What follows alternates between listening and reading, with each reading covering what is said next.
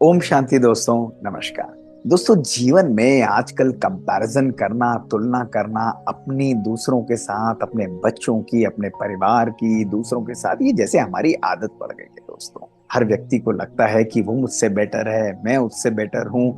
मुझे लगता है कहीं ना कहीं मैं इंफीरियर हूँ दोस्तों।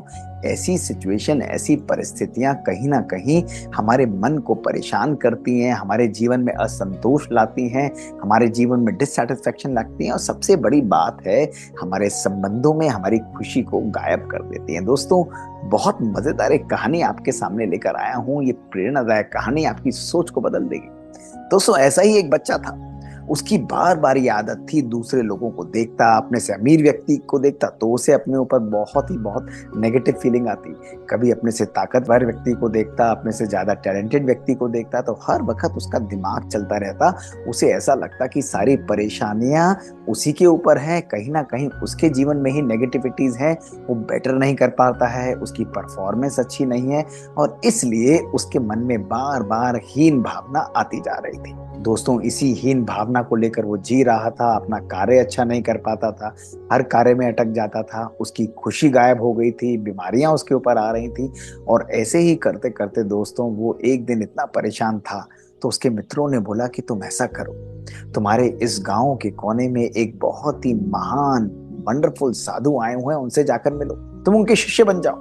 उनके शिष्य बनोगे तो शायद तुम्हारा उद्धार हो जाए, तुम्हारी सर्व समस्याओं का वो उत्तर दे देंगे दोस्तों। अपने प्रश्नों का पिटारा लेकर वो पहुंच गए महात्मा जी के पास और उनसे कहा, महात्मा जी मैं आपका शिष्य बनना चाहता हूँ। उन्होंने कहा, बेटा क्या हुआ? उसने अपनी सारी बातें जो उनके सामने रख दी, पूरा पिटारा खोल दिया। वो मुस्कुराते हुए सुनते रहे। मुझे लगता है सारी परेशानियां मेरे ऊपर हैं, लोग मुझसे बेटर हैं, मैं इतना नहीं कर पाता हूँ, भगवान ने मुझे कम दिया है, और दोस्तों इस कारण मेरा मन दुखी रहता है। और वो मुस्कुरा रहे थे। उन्होंने बड़े प्यार से उसे बिठाया और बिठाकर कहा कि बेटा कोई बात नहीं, तुम्हारी सर्व परेशानियों का मैं उत्तर दूंगा, लेकिन तुम्हें मेरा एक काम करना पड़ेगा। उसने कहा, बताओ। तो महात्मा ने कहा कि मैं तुम्हें ये 3 बीज दे रहा हूं। इनमें से एक बीज जो है वो लिली प्लांट का है, दूसरा बीज जो है वो सेब के प्लांट का है, और तीसरा बीज जो है वो बैम्बू के प्लांट का है। 3 बीज दोस्तों उन्होंने उस लड़के को दे दिए और कहा, बेटा जाकर इनको बो आओ और 1 हफ्ते बाद आकर मेरे पास मुझसे दोबारा मिलना। उस लड़के ने वही किया दोस्तों। बड़े प्यार से उन बीजों को बोया, महात्मा के कहे अनुसार उसने खाद डाली, उनको सींचा। 1 हफ्ता बीता, फिर दोस्तों उसने थोड़ा और इंतजार किया। 2 हफ्ते बीते। 2 हफ्ते बाद महात्मा ने उसे बुलाया और कहा कि बेटा क्या हुआ, मैंने तुम्हें 3 बीज दिए थे। तो उस लड़के ने कहा कि गुरुवर, जो आपने पहला बीज दिया था जो लिली प्लांट का था, वो तो धीरे धीरे एक प्लांट के रूप में आ गया, और अब मैं देख रहा हूँ उसके ऊपर बहुत सुंदर लिली का फूल भी आ गया है।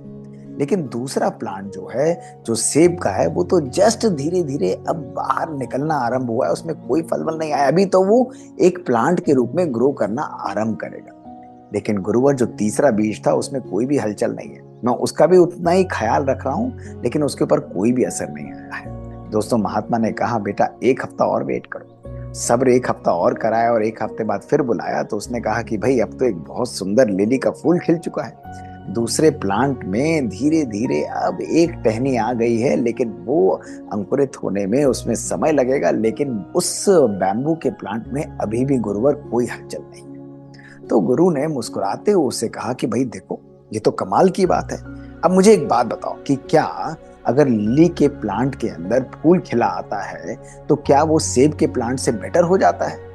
तो उस लड़के ने कहा, नहीं नहीं, ऐसी क्या बात है भाई, लिली का प्लांट थोड़ा जल्दी ग्रो करता है, इसलिए उसके अंदर अच्छा फूल आ गया है, लेकिन सेब के प्लांट को थोड़ा और समय लगता है गुरुवर, ये तो मैंने पढ़ा हुआ है, इसलिए उसमें फल आने में थोड़ा और समय लगेगा। तो गुरु ने कहा कि बेटा फिर बैम्बू के प्लांट की क्या बात है, उसके अंदर क्यों कोई हलचल नहीं हुई?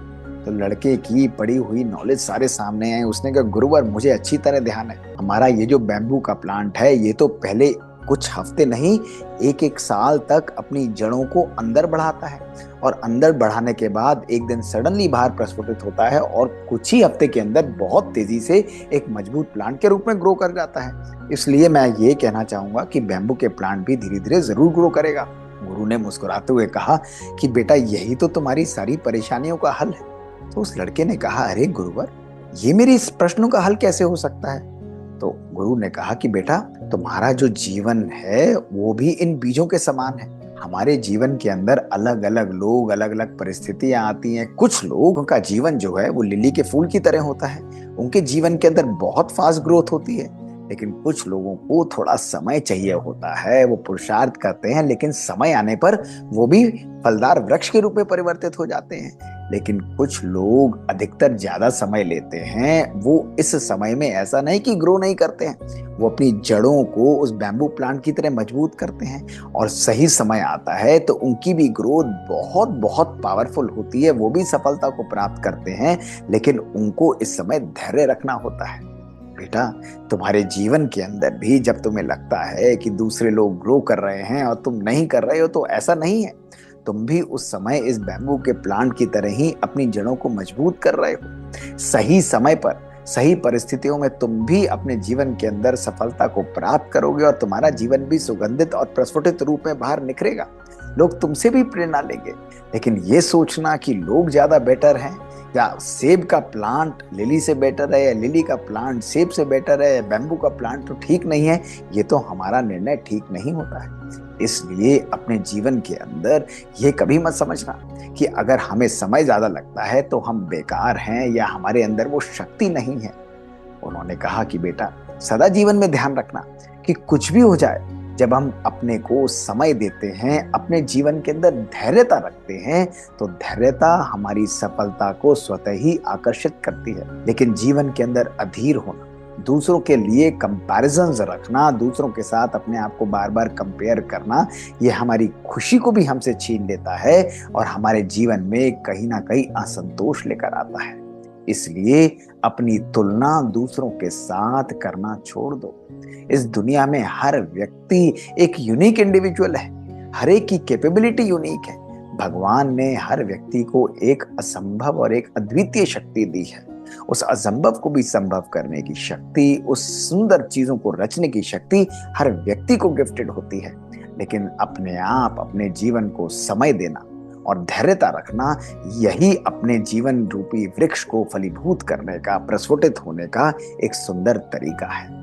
तो दोस्तों, हमारे जीवन में भी अगर हमारे बच्चे हमारे अनुसार नहीं चलते, कभी कभी हमारे बच्चे किसी चीज में समय लेते हैं, तो कभी भी उनकी तुलना किसी के साथ ना करें। अगर हमारे जीवन में कभी कभी हमको परेशानियों का फेस करना पड़ता है, तो अपने जीवन में भी तुलना ना करें।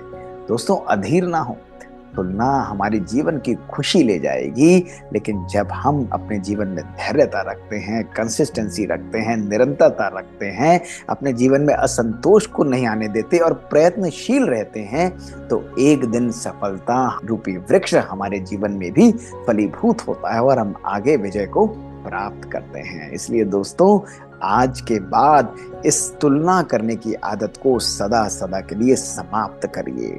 हो सकता है हमारे घर के अंदर भी एक बहुत प्यारा सा बैम्बू रूपी वृक्ष ही पल रहा हो, या कभी कभी हमारे जीवन के अंदर हम भी एक लिली फ्लावर की तरह खिल जाएं। दोस्तों, क्या पता हमारा जीवन किस प्रकार से किस मोड़ की ओर जा रहा है। तो दोस्तों, इस कहानी को अपने जीवन में यूज करिए। अपने जीवन में कभी भी असंतोष को मत आने दीजिए। अपने जीवन में कभी भी अधीर ना होइए, धैर्यता को रखिए। आपका जीवन सदा खुशी, शांति और प्यार से परिपूर्ण रहेगा। सफलता आपके जीवन में सदा आएगी ही आएगी। शुक्रिया दोस्तों। ओम शांति। दोस्तों, बात बात की इस सीरीज में ऐसी ही मजेदार चटपटी कहानियां हम आपके लिए लेकर आते हैं। यदि आपको ये कहानियां पसंद आती हैं या आपके पास कुछ ऐसी कहानियां हैं, तो हमें लिख कर भेजिए। हमारा ईमेल है bkdrmohitgupta@gmail.com। इंतजार रहेगा दोस्तों हमें आपसे सुनने के लिए। ओम शांति।